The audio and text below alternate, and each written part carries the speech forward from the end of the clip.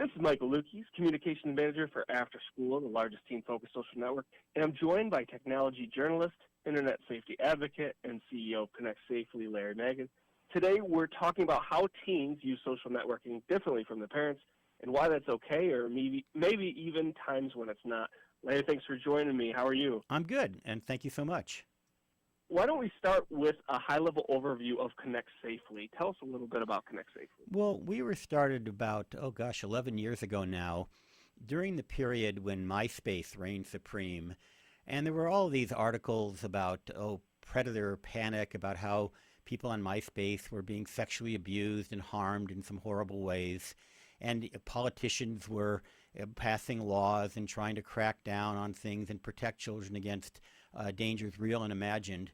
And what we realized at the time is that while there was definitely need to protect children and there were definitely issues, there was a lot of misinformation floating around there in terms of what were the dangers and what weren't the dangers. A lot of concern about sexual predators using social networks to catch their prey. And while that has happened and is never something that we dismiss or think it can never happen, the reality is it was happening to very, very few children. It was a very tiny number of children that were affected by that. And of course, those that were, it was tragic, and we did everything we could to prevent it and things of that nature. But at the same time, there were other issues that were going unnoticed, such as cyberbullying, such as kids saying things that was harming their reputation.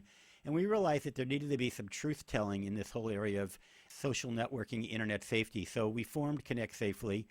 At that point, I had been running another site called safekids.com for many years, so I had a lot of experience with this. And my partner at the time, Ann Collier, was running Net Family News. So together, we created this organization, and our initial supporter was, in fact, MySpace. And then we reached out to Facebook, and at this point, we're working with many companies, including After School, Twitter, LinkedIn, Kik, just about all the major social media companies, Microsoft and Google, of course, because they all know and care about trying to make sure that their users are safe, not only from real dangers in terms of physical dangers, but also from issues about reputation management, cyberbullying, as well as privacy and security. So we've really morphed, I think, into a technology, privacy, safety, and security organization, still with a special emphasis on helping young people and their parents and teachers.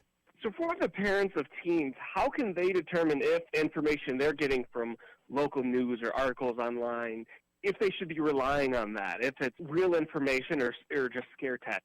Well, they should talk to their kids. I mean, as somebody who's in mainstream media, I'm not one of these people who thinks that mainstream media is simply all about fake news or scare tactics, but it does happen both in mainstream media and in alternative media.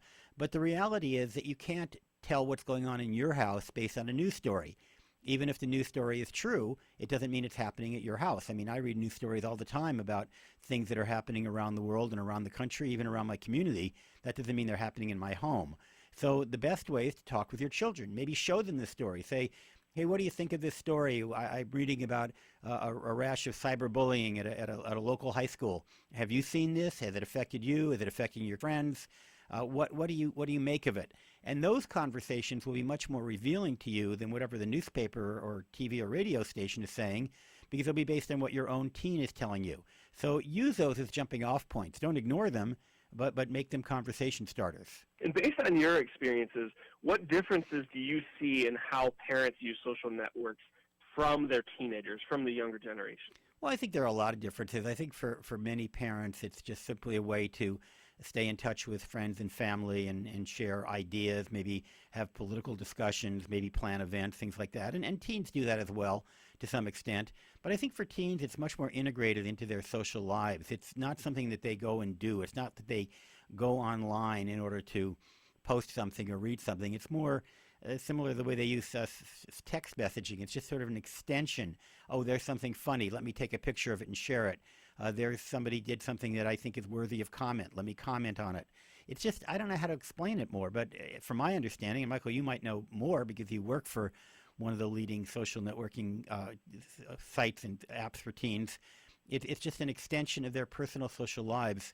Whereas with services like Facebook and adults like myself, it's still, I guess, arguably an extension of our social life, but it's kind of a broader thing. We also use it sometimes to position ourselves professionally or to enhance our reputations in our churches and our social groups. And again, kids may do that, but I think it's more a conversational tool for kids and less of a going off and posting tool. In connecting and working with their parents, do you feel like their main concerns are due to the differences in how they use social media from their teen and they just don't understand it? Is it the information they're hearing that's worrying them? What do you feel like is the main driver of fear for a parent? Well, I think it's hearing the stories. Look, there's this expression in news called "if it bleeds, it leads." You never pick up the paper and find out that tens of thousands of planes landed safely yesterday. But if one were to crash, 1 out of a million were to crash, then that would make the front page. And the same is true with horrible things that happen on social media. We do hear stories. There are cases, obviously, after school has been involved in them, things like somebody threatens to shoot up a school, things like that. But how many days go by when there isn't a single threat like that anywhere in the country, let alone anywhere in your own community? Probably most days. And I think that we tend to focus on these stories that we hear and imagine the worst. So it's just kind of natural. It's kind of human nature. We all do it. And in some ways that's protective, right? Because knowing that there are those rare cases where cars crash and terrible things happen might help make us a better driver. I suspect I'm a better eater in the sense that I know that if I eat too much sugar and fat, I'm more likely to get sick. So it makes me more cautious about how I eat. But that doesn't mean that if I have one hamburger or drink one soda, I'm gonna get terribly sick. You have to put everything into context, and so I think the same is true with kids and social media. We tend to hear the worst stories, and we need to kind of talk to our kids and find out what they're doing, what's their anxiety. They may be nervous about something that you and I aren't even thinking about, and it's really, again, look to them for information. Now there are exceptions. There's no question about it. There are some kids that are engaged in very dangerous activities who are going to keep them from their parents. So I'm not setting down a hard and fast rule for every parent in America that this is the way you have to go about doing things. There are parents for whom I actually do recommend you put filters or monitors on your kids' devices because their kids are taking very extraordinary risks and the parents have reason to be concerned. But most parents don't need to do that because most kids are not taking particularly heavy-duty risks. They're going to engage to some extent. Part of what a kid does is to push the envelope and to push boundaries and to figure out where those boundaries are. But I think there's a difference between kids that are taking extreme risks and your average kids that are just engaging in social media and social activities. A term I hear a lot is digital citizenship. Mm-hmm. What does a healthy relationship with technology look like for a teenager in today's world? How can they be a responsible digital citizen? Well, it's a very good question, and digital citizenship is an interesting term. In order to better understand what that term meant, I looked up the definition of citizenship in the online Merriam-Webster's dictionary, and it actually defines citizenship first as a free person, as somebody who has rights. And then it went on to talk about responsibility. So I think it's important that when we talk about digital citizenship, we recognize that young people have both responsibilities and rights. So thinking about rights, they have the right to communicate, they have the right to peacefully assemble. This is literally enshrined in the First Amendment of the Constitution. And they have the right to access media, both as a recipient and as a speaker, as a publisher, free speech rights. So again, unless the child has abused those rights are there, and they're enshrined in the Constitution. There's absolutely nothing in the Constitution that says you have to be 18 or 21 to enjoy free speech rights, and that's part of citizenship. The other part of citizenship are responsibilities. I have a right to swing my arms, but that right ends at your nose. I have a right to say what I want, but whether I have the right to offend you, to insult you, to make you uncomfortable, it's certainly not a responsible way for me to go about my day. And so as a citizen, I try to be responsible. I try to be kind. I try to treat people fairly. I don't necessarily have to agree with them. So, for example, if a person in my close circle happens to disagree with me on a political issue, I might debate that, but I'm not going to demean them. I'm not going to degrade them. I'm going to simply express why it is I disagree and move on from there. And I think the same is true with young people, whether they're online or in the school cafeteria. It's important that they treat themselves and others with respect. It's important they realize that what they post online can stick around, can have long-term repercussions. So it doesn't just go away because they wish it to go away. Even if they delete it, it may still hang on in some way or another, possibly by having been cached or captured or forwarded. But they understand that citizenship is a basic kind of covenant we make with society. And also, when you're going online, when you're digital, there are certain changes in the way we have to relate to digital citizenship simply because of that permanent record, because it can be forwarded and shared widely, because in some services you may have an unseen audience, you may be harming people who you don't even know, and also you don't have those visual and audio connections that you may have in the real world. So I could say something to you that may be offensive, and I'd have absolutely no way of knowing that it would be offensive and it is offending you. So you have to sort of think through how you behave online. But for the most part, digital citizenship is just citizenship. First off, having the conversation, which I think is the most important aspect of having a good relationship between a parent and their child when it comes to social media. Where do you feel like is the healthy line in between being active and involved without overbearing? And a term I hear a lot as a father is helicopter bearing. Yeah, it's a really good question, and there's no one simple answer. Again, if you have a child that's engaged in very high-risk activity, you may need to do extraordinary things in order to make sure that the child doesn't harm themselves and other people. But that's a very small percentage of people who are listening to this program right now. For the vast majority of parents, I think that you can assume that your kids are going to be engaged in a behavior that may be edgy, that may be not exactly what you would approve of, but is probably not something that's going to harm them or others. But again, the way you can figure that out to some extent, and it's never perfect, is A, to have a lot of conversations with your child, B, to observe your child. How are they doing in school? How are they doing in their social life? Do they seem to have a well-balanced life? Are they engaged in physical activities? If they're going online to the extent that they're not participating in sports, they're not getting their homework done, they're not showing up to meals on time, they seem to be in some kind of a daze, whether they're using a computer or a mobile phone or a game product or even watching TV, anything they're doing with the screen. If that's the case, then maybe you need to be a little more careful. If you're seeing your child thriving in school or simply doing well in school, if you're seeing them hanging out with friends, if you're seeing them engaged in family activities, getting to meals on time, participating in whatever extracurricular activities, sports, then you can assume that probably things are going reasonably okay. You can't think they're necessarily going perfectly. You should still have those conversations. You should still ask them about their social media. You might want to go over the apps they're using. You might want to ask them advice on how you can protect your own privacy and security, because believe it or not, kids often know more about privacy and security than a lot of adults do. But again, you need to treat them with a certain amount of respect until or unless they give you reason not to. So you mentioned high-risk activity. What is that for a teen? What do you see as a high-risk activity, and how can a parent possibly identify that? Well, things like talking to strangers about sex, which you may never see, but if that is occurring, that would be a high-risk activity. Being up late at night, not getting enough sleep would certainly be a high-risk activity if for no other reason that they're not getting sleep, but possibly an indication that they're engaged in something. Any form of anxiety that hadn't been apparent before is an indication that something may be going on that you need to be concerned about.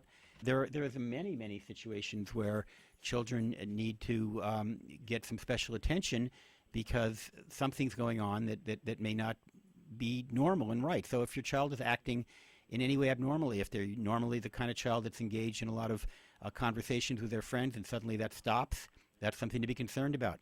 Again, it's very difficult sometimes, and I'm not pretending that I have all the answers here. There could be very well cases where you think everything's going fine, it's not, or whether you're terribly worried and actually not much is going on. But if you see anything that's out of the ordinary, that's worthy of taking a look. A rising trend, and obviously something we see value in for teens here at After School, is anonymous social networks. Mm-hmm. What do parents need to know about anonymous social networks, and should they be scared of them, or really what information do they need? For the most part, I think anonymity is a positive thing. I know that's somewhat controversial. Not everybody agreed with an article I wrote once called "Anonymous is not synonymous with ominous." But my point is that anonymity can have positive effects. For example, if you're struggling with disease or an addiction or anything that's really bothering you, you might not want to share it publicly, but you might want to reach out for help. If you're dealing with maybe sexual identity issues where you're questioning whatever the social norms are of your community in terms of who you think you are and want to be, that's another area where you might want to kind of explore your sexuality online, but not necessarily go public about it. So I think there are many examples. Another one that we've seen, and I think this has been evident from my conversations with some of your colleagues at After School, are cases where people actually, for whatever reason, are more likely to be kind when they're anonymous than not. I know that sounds odd. You'd think that want to be proud of being kind. But there are situations where you actually may not want to be known as kind of a softie or a sweetheart or a kind person in public. You might even kind of pose as a tough guy in public, but privately you really do want to reach out and be empathetic and be kind. So we have seen cases where people who might not otherwise be empathetic will be empathetic in an anonymous situation. And then, of course, you have social activists. I mean, may or may not be an issue in school, but it's certainly an issue around the world where, Iranian or Russian or other dissidents around the world who want to affect social change, but who are literally worried about their safety in their lives if they were to go public. And so for them, anonymous apps can be a lifesaver. For kids, it could be a whistleblowing situation. Maybe there's something going on in your school that you feel needs attention, but if you were to go public about it and be associated with it, it could have repercussions, perhaps with the authorities. You still want to get that information out there. The anonymous tips have been a tried and true situation for years. In fact, our own law enforcement agencies rely on anonymous tips all the time as a way to save lives. Why are all the fear around them? Is it just because of the fear of the unknown? Is why people are so just think that anonymous networks are toxic or don't really want to give them a chance? Well, there is the possibility that somebody may feel that because they're on an anonymous network that they can say things and do things that they might not otherwise do, that because they won't get in trouble, they won't be responsible. And I think it's important to acknowledge that that is a risk and not to push it under the rug and not to ignore the possibility that somebody may say something mean or may do something or even commit a crime, thinking that because they're anonymous they're going to get away with it. Part of what I think we as internet safety educators have to do is make people aware that even though they may be anonymous to the public, they're not really anonymous. I mean, there are ways in which you can track down a user. First of all, if you're registered with the site with your real name, then the site operators know who you are, and they have a legal obligation to provide that information to law enforcement with proper authority. If they're subpoenaed or a warrant or whatever legal instruments are presented to them, they have no choice but to turn that over. And there are also other ways to track you down through your internet protocol address, through your phone number. So just because your name isn't out there doesn't mean that you can necessarily hide from the law. You pretty much can't. But that's something that people don't fully understand. And sometimes people, they'll go off and do things online if they're not accountable that they might not otherwise do if they were accountable. So you have to be aware of that. But you also have to put that into context that there are some positive aspects of anonymity as well, as I mentioned before, in terms of the ability to do things that are good that you might not otherwise have the courage or the ability to do. What additional tips do you have for parents in regards to proper social media use when it comes to their children? Well, as I mentioned, I think it's a good idea to be familiar with this apps that their kids are using. I think if they're willing to friend you, and I know that's not the case with After School because After School is a closed high school network, but on sites like Instagram and Facebook and Twitter, if you can follow them, their public postings, all the better, that's fine. On the other hand, what you don't want to do is stalk your kids online. You don't want to be posting constantly on their Facebook or Instagram profile, even if it's positive things, without talking to them first, because that could be embarrassing within their own social order.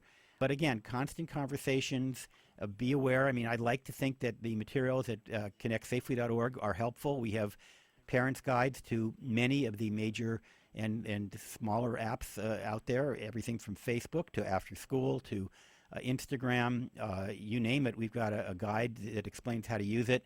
We also have guides on cyberbullying, guides on privacy, guides on digital security. And so familiarize yourself with our tip sheets and our guides. And I think that will help because we try to put things into context. We try to provide good sound advice. I'm not looking at them right now. I can't read them out loud to you. But we put a lot of thought into these guides, into the tip sheets, and I think that they're helpful. Yeah, we really appreciate the guide that ConnectSafely did on After School for parents as well, showing all the benefits the network provides and things that parents should know about and teens that are using After School should know about. Yeah, we were very happy to do that because After School is a popular service, and I think it's important for parents to understand both the positives, which are many, of After School, and like anything else, the risks. And I say that respectfully. I have a whole kitchen full of kitchen knives, and they're very wonderful tools, and we use them every day to prepare and cut our food. But as you know, a kitchen knife can be used for horrible things as well. It can be used deliberately to harm somebody, and if you use it improperly, you can accidentally cut yourself, as I have. And so we learn to use these knives carefully. We don't put them in the hands of very, very small children. But as our children become a little bit older, we do teach them how to use the knives so that they can prepare their food and hopefully not cut themselves and certainly not use them as weapons. And the same can be true with absolutely anything. I can't think of a useful product, whether it's a car, whether it's even a television set, whether it's a hammer, you name it. If it's useful, there's a good chance that there's something that can be done to hurt somebody with it, so you have to use it properly. Great. Well, once again, this has been Michael Lukes from After School with Larry Magid of ConnectSafely. And to visit some of those tools and resources, please visit ConnectSafely.org. Larry, thanks again for your time. Thank you so much, Michael. Appreciate it.